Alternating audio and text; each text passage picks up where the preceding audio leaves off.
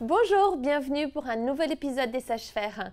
Aujourd'hui, je voudrais parler de ces phrases que nous employons souvent, que nous entendons régulièrement, mais qui sont néfastes pour avoir une influence positive dans les sphères de nos vies.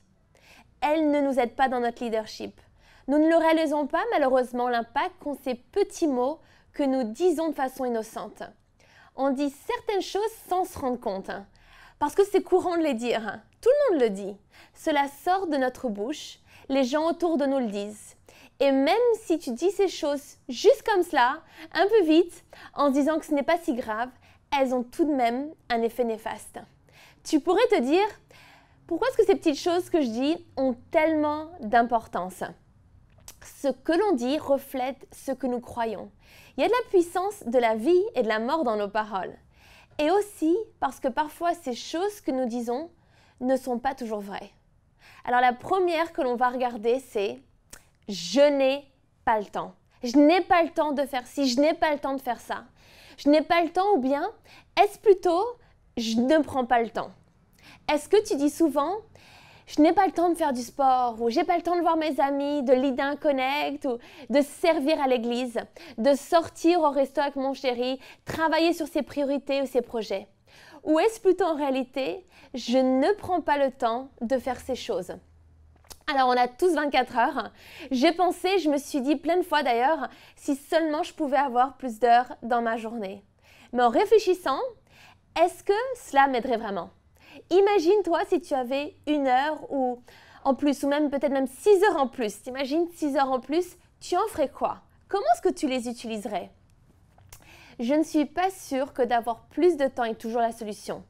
Qu'est-ce qu'on ferait avec tout ce temps en plus ? Est-ce du temps pour finir des choses importantes qui nous manquent de faire ? Du temps pour se reposer, travailler, avoir le temps de voir ses amis ou du temps que l'on utiliserait inutilement sur des choses futiles ? Psaume 90 et verset 12 dit « Enseigne-nous à bien compter nos jours afin que notre cœur parvienne à la sagesse. » Peut-être qu'au final, il s'agit davantage de prendre conscience du temps qui nous a été donné, de réaliser que nous pouvons prendre le temps de faire les choses qui sont importantes dans nos vies. Il faudra sans doute s'organiser et réfléchir sur nos priorités. Prends la responsabilité de dire « je n'ai pas pris le temps ». Une autre phrase qui ressemble à « je n'ai pas le temps », c'est « je suis trop occupée ». Tu l'as déjà dit celle-ci ? Être trop occupé est la norme pour la grande majorité des personnes. Moi, j'aime pas l'idée d'être trop occupée. Occupé et efficacité ne sont pas toujours ensemble. Je veux une vie remplie, je veux une vie qui m'étire, mais je veux de la bonne santé et surtout du fruit. Parce que de l'activisme, pour être malheureuse, cela n'est pas pour toi. Par contre, j'ai dû apprendre et j'apprends encore comment être stratégique avec mon temps. Je crois que cela t'amène à revoir tes priorités et à devenir discipliné pour savoir à quoi tu vas dire non pour pouvoir dire oui aux choses qui vont édifier ta vie. Dans l'idée d'être trop occupée, il y a un sentiment de « je suis tellement importante que j'ai plein de choses à faire ». On ne veut pas être trop occupé pour ne pas aider une personne dans le besoin, par exemple. Trop occupé que je peux pas faire les choses avec excellence. C'est comme le temps que je passe avec Dieu. Si je n'ai pas le temps de passer du temps avec Dieu, ça, ce n'est pas une option. Parce que si tu n'as pas le temps de passer dans la parole, alors tu es vraiment trop occupé. Mais cela va demander de te lever peut-être plus tôt, ce qui va dire aussi de coucher plus tôt, et le mettre dans ta routine comme une nouvelle habitude. Prends du recul et regarde les choses qui sont importantes pour toi et organise-toi avec un calendrier pour planifier du temps pour ces choses prioritaires pour toi. Par exemple, donner toute l'attention à tes enfants quand ils te parlent et que tu as besoin de préparer le dîner si tu ne veux pas qu'ils se couchent trop tard. Quelles vont être tes priorités ? Est-ce que tu prends du temps pour te reposer, pour réfléchir, pour méditer sur ta vie, sur les choses que tu fais et pourquoi tu les fais ? Ce qui amène du fruit et ce qui n'en amène pas. Ce qui vole ta joie, ce que tu peux changer. Est-ce que tu planifies un temps de qualité dans la présence de Dieu sans que tu sois distraite par les réseaux sociaux ou les tâches à accomplir? Il faut apprendre à faire des choix sages.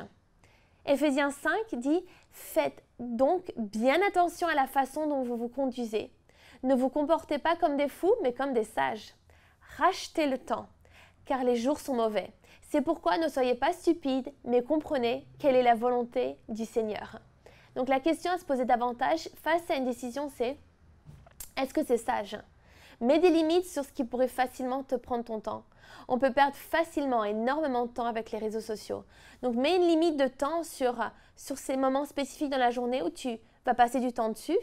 Prends le temps et fais des choix sages pour avoir une satisfaction de toutes tes journées. Parce que chaque jour a de la valeur. Si on n'est pas efficace, il faut savoir se poser les bonnes questions.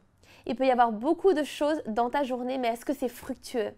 Jésus était occupé par les affaires de son Père.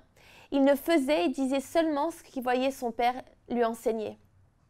Alors ajustons nos priorités pour honorer Dieu avec notre temps. Avoir de la marge pour le servir dans nos 24 heures dans la journée. Je pense que l'on verra plus de fruits et qu'on aura une vraie satisfaction personnelle. On arrive à la fin de cet épisode. Notre langage est révélateur de ce qui est à l'intérieur de nous.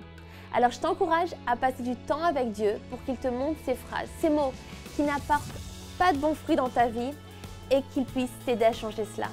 Merci d'avoir suivi cet épisode et je te dis à bientôt.